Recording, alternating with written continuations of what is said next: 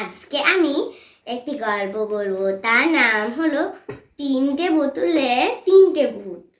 তো একটা সময়ের কথা ছিল যেখানে ইংরেজরা খুব যুদ্ধ করত। তো একটা গ্রাম ছিল। তো ওই গ্রামে ইংরেজরা এসে সব সময় টাকা লুট করত। তো একদিন ইংরেজদের মধ্যে একটা ইংরেজের সৈনিক ওই গ্রামেরই একটা মেয়ের বাড়িতে যায়। ওই মেয়েটা খুব জ্ঞানীয় ছিল এবং সাহসীও ছিল। তো মেয়েটার কাছে তিনটে বোতল ছিল। ওই বোতলটার ভিতরে আবার তিনটে বোতলের মধ্যে তিনটে আবার ভূতও থাকতো ভুতুরে।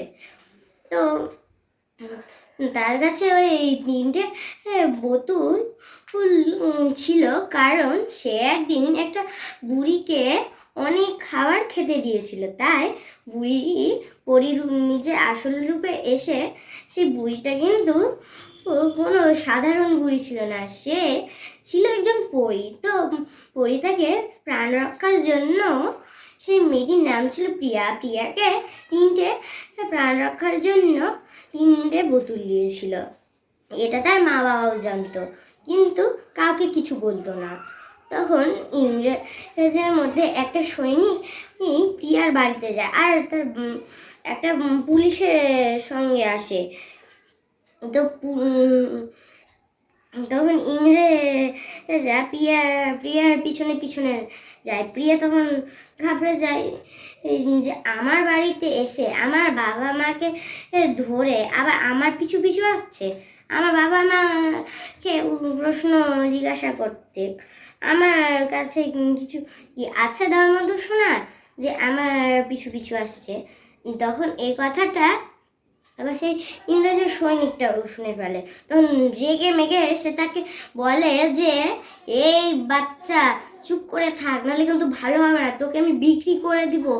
এ বলে তাকে একদম ধমকাতে থাকে। তখন সে একটা মন্ত্র পড়ে। প্রিয়া মন্ত্র পড়ার সাথে সাথেই তিনটে বোতল থেকে তিন রকমের ভূত চলে আসে। একটা ছিল পেতনি, আর দুইটে ভূত ছিল ছেলে। তো ছেলে ভূতগুলো একটু কম শক্তি ছিল, পেতনিটারই কেবল বেশি শক্তি ছিল। তো পেতনিটা ওই দুই ছেলেগুলোকে আদেশ দেয় যে ওই ইংরেজটাকে যাতে ধরে। তখন ইংরেজকে ধরে ফেলে। পেতনি তখন বলে যে সাহস থাকলে এই মেয়েটাকে নিয়ে দেখা না, তাহলে কিন্তু তোর ভালো হবে না। এবারে তাকেই ধমকাতে থাকে। তখন ইংরেজ খুব ক্ষমা চায়, তাও ভূতেরা তাকে ছাড়ে না, তাকে আচ্ছা করে ধোলাই দেয়, তাকে হাওয়াতে ঝুলায় আর দেওয়ালের সঙ্গে চিপকে তাকে আগুন জ্বালানোর ধমকি দেয়। তখন এটা আরো ভয় পেয়ে যায় আর অনেক ক্ষমা চায়।